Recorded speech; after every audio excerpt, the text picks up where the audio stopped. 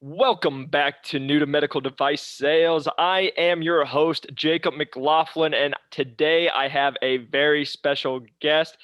Today I have Kiera Hurley, who is a recent college graduate who also attended medical sales college and just broke into medical device sales with one of the largest medical device companies in the entire world and in one of the busiest markets. So, Kiera, welcome to the show. Thank you so much for having me on. Yes, thank you for taking time. I know your life is crazy. I know we were just talking for everyone who's listening. Her mornings are starting around 4:30 in the morning, and then sometimes doesn't get home till 7. So I really appreciate you just taking the time to join us and share your insight. Of course, I got home early today at like 5, so that was super exciting. Look at that. Now you're living the dream. Love it. Absolutely. So, Kiera, I was just, started out with everybody. Would love to just get a little introduction from you, and then kind of go from there. So for everyone listening, I graduated this past May of 2020 in the pandemic from college. And when I started my college career in 2016, I definitely would have never pictured myself doing what I'm doing today. Mostly because I just didn't even really know a career like this existed. And I really started off in the health sciences as a biology major. I always felt drawn towards medicine, but I never really knew exactly what I wanted to do, where I wanted to fit. Throughout college, I did a lot of shadowing with physicians, physician's assistants, oral surgeons. And while I really loved being in that clinical environment, it felt like something was kind of still missing. At this time, I began to, take some business classes. I also felt really drawn towards them, like trying to be in sales, maybe entrepreneurship. But it really wasn't until I started talking to my stepdad, who works in pharma, where I got the idea to work in medical device sales. He was telling me, you don't want to be in pharma. I couldn't see you there, but I could definitely see you in med device.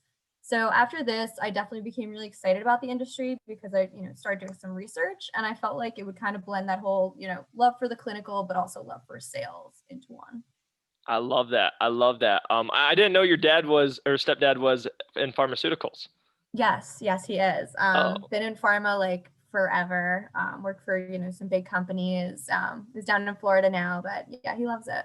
no way. So, for the listeners out there, can you give the reasons why you personally decided not pharmaceuticals and why you did medical device sales? Because this is a common question that I get asked: should I go pharma? Should I go med device? This was something I question as well, and I have my own answers. But would love to hear why you decided to go medical device route. So I feel like it really wasn't my option. It was more like my stepdad being like, no, you wouldn't like pharma, and me being like, okay, I trust you. But now looking back on it, I don't think I would have liked pharma just because you really don't get that same like OR clinical environment as you do with surgical sales, which is what I do.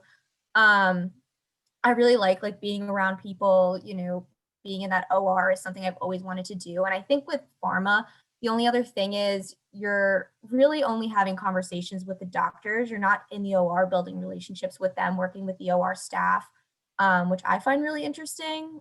So, I mean, I would definitely not do pharma at this point. I love med device. I'm obsessed with it. It's the coolest industry ever. So I'm super happy. No, I'm with you. And just for the listeners out there, I've talked to a lot of people who were in pharmaceuticals and then they broke into medical device. If you don't know that, there is a kind of a stigma in the medical device world. I know managers that won't even hire someone that's been in pharmaceutical because there's sometimes the stigma of they're lazy. They don't know how to sell. I'm not saying that's going to happen, but I have heard of managers who have interviewed contestants or people, and they found out they were in pharmaceuticals, and then they just flipped a switch and then grilled them, and then it got way harder. I've heard the same thing, even from my stepdad. He told me, when he first broke into the industry, he had thought about, maybe doing med device, and him and a lot of his colleagues, the same thing. You would apply to a job, and the first thing it would say is pharma sales need not apply. So, I mean, that's definitely something to look into. I mean, I have heard other things like, oh, go into pharma, then med device. But at this point, I feel like if you're going to want to go into med device, I'd probably stick with something more towards doing B2B before rather than doing pharma. Trying to do that. And I will say to the reps that were in pharmaceutical, they always did tell me, hey, if you're going to go in pharma, it's 2 years and out. Like you can't stay longer than 2 years because then you would quote unquote get the habits, and it goes down there, So just Yeah. for you guys, everybody listening, that is kind of the stigma out there. I'm not saying I agree with it. I know people that are in pharma and they work really hard. But one other thing I want to touch on in the pharmaceutical world is I talked to a rep where he was a pharmaceutical rep. And like you said, you don't make that relationship with that doctor. He's like, I worked with a doctor for 2 years. I stopped at their office. They used our product. And he's like, I then landed a medical device device job. And I was his new med device rep. And he didn't even know who I was, because even though I was Wow. the pharmaceutical rep, they don't really care. They're just like, okay, drop off your stuff. There's that guy and go.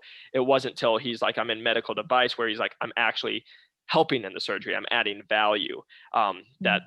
that it came into that. So I just wanted to touch on that for everyone listening. Again, not saying that pharmaceutical is not a good world. It's just it's a different world than Yeah, medical device. So absolutely. so Kiera, now we touched on medical sales college. Everyone who's listened, I did make a video of my opinion on medical sales college, but I would actually like to get someone's opinion who's been through medical sales college. So can you kind of tell us about your experience at medical sales college, what it was like, and then at the end, if you feel like, if someone should look at it or maybe not. Yeah, absolutely. So I think, I really didn't know or decide I wanted to go into med device until maybe my last like 8 months of college. It was like, things were wrapping up. I was doing internships and I was like either gonna apply to PA school, gonna apply to dental school, or I just didn't know what I was gonna do. And then I kind of found medical device and I was like, okay, like, but I have no experience. How am I gonna get into this field? What can I do to make myself stand out? And I just was doing research all online, trying to figure out what can I do, what can I do, and I found the medical sales college basically. Hmm. A lot of the advice previously that I got before that was, okay, you have to work in B2B sales for 2 to 4 years, and I just like didn't believe that was the only option. I was like, there's Yeah. something I can do, and I'm gonna get into this field. So after I found MSc, I felt like as a young college graduate, it would be a great option for me. They have one program that it's the one I did is the 8-week online course in orthopedic biologics and regenerative medicine. I had no idea what this meant going into it. I was like, I have no idea what orthopedic biologics is. I don't know anything about the industry. But in my head, I'm like, okay, I'm a college, senior. I'm taking 21 credits and I'm going to do this 8-week online course. Like, this is going to help me stand out. I want to show people that I'm willing to work hard. I want to show people that I'm committed. And I really like that was my initial thoughts going into it. Like, more than anything, I don't even care what I learn at first. I just want to work hard and have an idea of what I'm getting myself into. Yep. Because I mean, I could have done this course and been like, I hate med device, I don't want to do it. But I really wanted to kind of get an idea before I went into it. Hmm. I will say, I think it helped me more so just learn about the industry more than anything. I was able to network with so many people who have worked in med device. I'd say most people that work there have been in med device, know a lot of people, have worked for top companies. Yep. So going into interviews, it was so helpful because I'd be like, oh, hey, I know this person was my, mentor and they worked for whatever, and I'm interviewing with them. What advice do you have? What are good ways to interview for this company? So it was like almost like a short list to get Yep. networking. And I mean, they had a lot of great tools to be successful. My thing I will say is, I do, just from things I've heard, things you read on the internet, I do think some people go into MSc and think, okay, I'm just going to get a job right after college. I'm just going to do this program and they're just going to hand me a job. MSc isn't like that. You can talk to any of the people that work there. They say, if you want to get a job, you have to go out and network for it. Hmm. We will help you if you need help, if you need interview tips, we'll give you the tools to be successful. But if you're not somebody who's going to work for it, you're not going to get the job. Yep. And ultimately, I mean, I didn't think that just going to school was going to give me a job regardless, but I think it gave me a really good opportunity to be successful when I was interviewing. So I will say I do think the program I did was worth it for me. Hmm. But I mean, that may have just been under my conditions of, I'm a college senior, I'm taking, this 8-week online course while I'm at school. It was definitely the less expensive option, which was what I was going for. Yeah. So it just put me in a really good position, like, to get into the industry. I I really love that. don't know about successes of other people, but it did help me, I think, at least a little I bit. love that. Yeah, no, and I always just love having a different people's point of views. And like you said, at the end of the day, it gave you an understanding. The point I always would point out, being someone who had no sales experience, broke in Hmm. as a full line sales rep, and got told I should go to B2B sales or medical sales college. And I was like you, I'm like, no way, I'm not wasting my time with either of those or my money. It was always Yeah. just like the thing, like you said, I think the biggest thing is it gives you an understanding of the field that you're about to get into. But that's where I always was pushing. Like, I'm a money savvy person. I'm like, well, I'll just Hmm. reach out to people for free on LinkedIn Yeah. and find that as well. And like you said, connections. I will say that has been one thing with managers, kind of like we talked about pharmaceutical, talking with managers who are hiring. Sometimes medical sales college kids can get sometimes a bad rap for the fact of Hmm. they feel that they deserve a job. Hey, I paid $14,000 to go in person or whatever it is. Yeah, But I paid this money to learn this 12 weeks. I deserve a job. And like absolutely. and like you just said, they're not going to hand you a job. Every single person that I've talked to in medical sales college that did get a job, it was because they were already networking. They did what you did. They were already doing everything they needed to. And then it's kind of like, hey, but I also have an understanding from here compared to Hmm. I do know a lot of people who go into it thinking like, hey, they're just going to hand me the book of who to apply for and here it comes, and that is not the case. So if that is what you're thinking, please save your money, Yeah. and don't do that. But I love getting someone's first world experience who had success with it as well. Absolutely. But yeah, you touched on that perfect point. It's like you don't deserve anything in this life. You got to work for everything you have. So honestly, you can go to MSc and I think you can make success out of it, but the thing is you have to put in the work. You have to be willing to get the good grades. I studied so much, so I did really well in the class. They give like grade point averages. I don't Yeah, know if you yeah. knew that. Oh, I did not. So, I mean, it takes work to be successful. You have to do a lot of projects. You learn about, feature benefit values. So it definitely gave me a good concept going in interviews. But I mean, everything is what you work for. So Love that. I'd say, No, I love that. And like you said, that is something I've told everybody. That's what's made my life way easier. I don't feel like I deserve anything. yeah. I have to work for everything. And the people that I find that are successful, like yourself, breaking in, they feel the same way. When you don't walk in with that chip on the shoulder, you're like, hey, I'm coming here to earn it. Like, Hmm. it's only up from here. So I love Yeah. that you made that point. So thank you for making that. Now, going into it, can you kind of tell us how you broke in? So I know you went to medical sales college. Kind of, can you tell us the interview process? How many did you apply with? And then kind of what did the interview process look for? I know with applying, I told people I applied to a million. I interviewed with probably 10 to 15. I don't know the exact number, but I didn't know what the process looked like for yourself, and kind of how you broke in.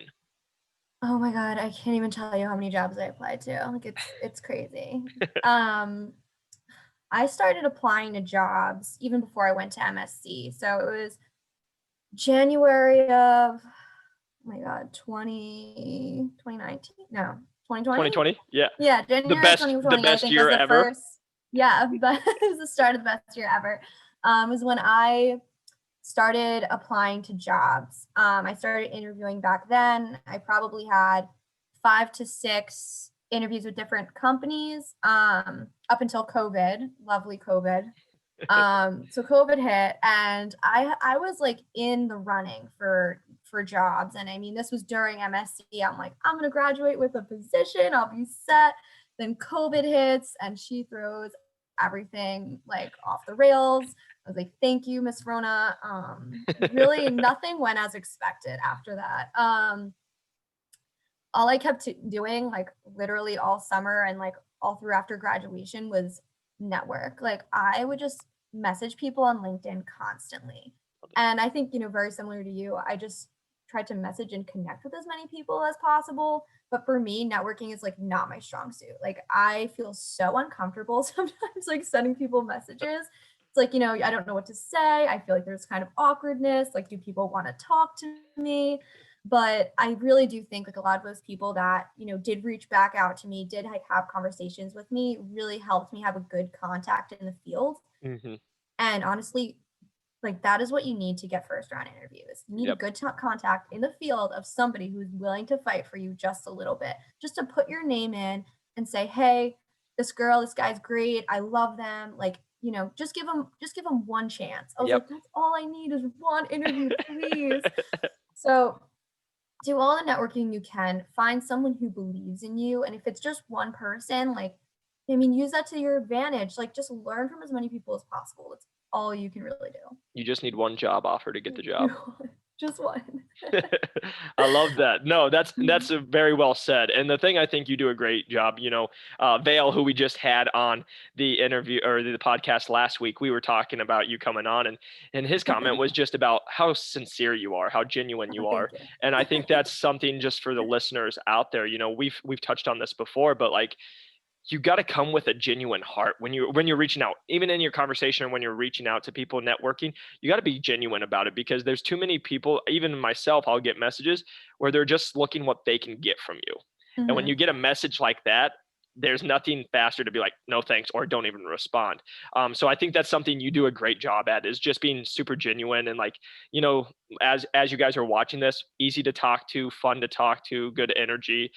These are all tips that you guys can take in when you're having conversations, and when you're networking, because like she said, for me, networking's easy. I don't care what anybody thinks about me, and I love to talk. So I'm like the exact opposite. So I think you do a great job of being able to use your strengths to reach out and land your job with the one of the largest medical device companies in the world. Yeah, guys, you just gotta be, comfortable with being uncomfortable. Like, I feel awkward all day long, but you Oh just my you have to gosh. get over it. I love that. And that's, I think we should touch on that too, is like you said, I broke in when COVID was in its height as well. Like it went Yeah. to everyone's hiring to everyone's on a hiring freeze, check back in 4 months, like all Hmm. this. It doesn't change once you get into the job. Like no day I've ever had goes as planned. It's like, oh, there's a surgery. Oh, it's kicked back 3 hours, something like, there's stuff that's always going. And then it's like, hey, this surgery is super easy. You get in there, and then that surgery wasn't easy. There's things that came up. So it's just part of the job. Like you said, get comfortable with being uncomfortable, because that's this Yeah. job. Like you're going to be learning every single day. And I talk to reps who've been in it for 20 years, and they're like, I still learn every single day, which is exciting. Yeah. But it has its challenges, and just a mindset in that as well. So you are now in. You can take a big breath, and then tell us about kind of your first experiences, because like I said, you're in one of the like busiest territories right now, and I would love to just kind of hear what, like we touched on your days, but you're waking up early, going out late. Can you let us know what that looks like for you, and what an average day looks like in an associate sales rep? So, for me personally, in my territory, currently right now, I work under four territory managers in, as Jacob said, one of the most competitive and busiest markets in the world. So, honestly, the biggest thing I've learned is to just be adaptable, and you just got to be ready for anything. I think honestly, before this, I was all just like, oh, like, it's your schedule, like, I can handle it. And then like when you get thrown at like 100 Outlook invites and you're like, oh my God, I have to be 8 places at the same time. There's a lot of stress that comes into it. But I have like the most amazing mentors and TMs like ever. They are the coolest people. They all work so hard, and like they're all just so willing to like teach me everything they know. So I'm very, very lucky in that sense. It's just like a blessing. Like I have the best people ever to work under. That being said, as I said before, your days are so unpredictable. You never know what's going to happen. I might know my schedule tonight. Probably, I'm going to say right now, I do know my schedule. It's 7 p.m. here where I'm at right now. And my schedule has just been, clarified for tomorrow. But I mean, all day today, I'm running around. I'm like, I have no idea what I'm going to do tomorrow. Hmm. And tomorrow I might get there and things might change. I've gone to hospitals and, you get there at 7 a.m., you're about to start your case and they're like, it's pushed back, or you have like things are added. You don't know other doctors have cases. It can get crazy. So, be ready for everything. Don't expect to come home before 6 p.m. In my head, mentally, I just say, okay, every morning I'm leaving my house at 6 a.m. And if I don't get back till 6 p.m., that's just how it is. So Yeah. if you expect that, then I think it makes your day a lot easier. Because then you're like, not thinking, oh, I'm going to get home at 1 and, I'm going to relax. Like, no, there's no time to relax. But I love it. It's like such an energizing job. I don't know if anybody out here is like very ADHD. Like I am so ADHD. And this job is like the best thing ever for me because I'm so busy all day long. I think I walked 5 miles today. It was great. So I love it. Just be ready to work so hard and to be tired, and you got to pick something you're passionate about, or else Mhm. you might not wake up in the morning. Yeah, no, 100%. And I think you do a great job, just with your knowledge. You're so Hmm. smart, but like this is just, you're always learning. No two cases Hmm. are the same. There's always just so much to take. So, like you said, a lot of stress that comes with it. And for everyone listening, we broke in around the same time. So we're kind of going through, drinking through the fire hose. I think Kiera may be drinking a little faster than I am, but no, it's definitely quite a transition than what I thought it was. Everyone told me what they thought med device would be, and that it would be drinking from a fire hose, and it didn't really make much sense till you're in your first couple of weeks, and then you start learning the water's coming pretty fast. Oh yeah. And also, I mean, please don't think that once you get the job, like the hard work is over. I think my manager told me this like day two. He was like, "Here, just because you have the job doesn't mean your life's going to be easy now." And I was like, "Oh no." No, yeah, yeah, But it's going to get harder. But I mean, like I come home so happy from work, like I'd say 95% of the days. Like some days, are kind of horrible. But most days I'm just like, oh my God, I made a difference. Like today was great. Like I know my, TMs are gonna be so proud of the work I did for them. And I get a lot of satisfaction out of that. yeah. So it's such an awesome career to be in. I Really. love that. There's nothing better than walking out of a surgery knowing that someone's life was just impacted in a Yeah, positive manner. absolutely. I love that. And you're not the doctor. So, like you're going to be a piece of it, but you're not the actual piece, but you're going to be a part of it. No, I love that. And just being, staying positive with it. You do a great job at that too. Like she said, you got to choose something that you're passionate about.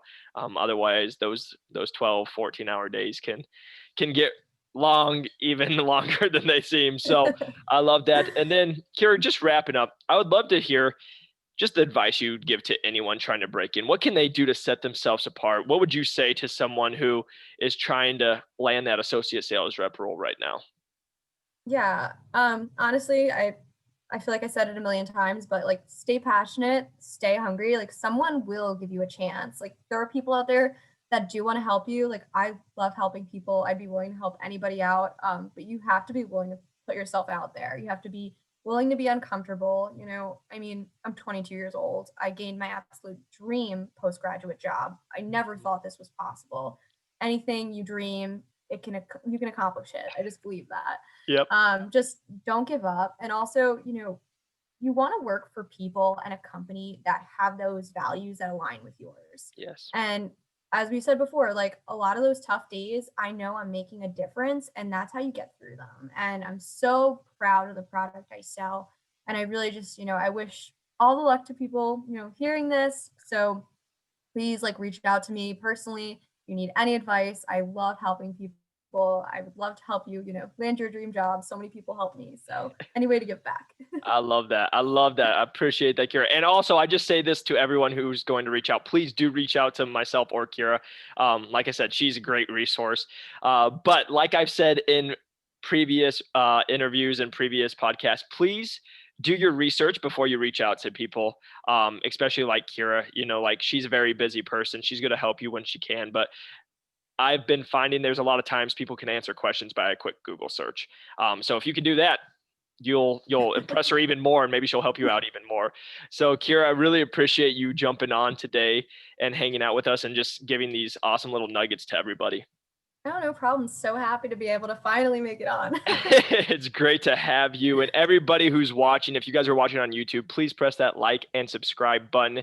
If you guys are listening on the podcast, if you could give us a 5-star review, it helps us grow this channel to impact other people.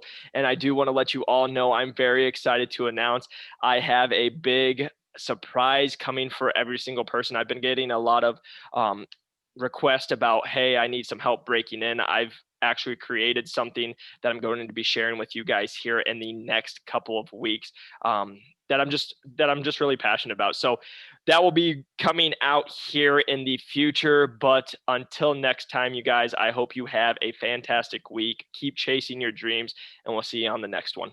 Peace.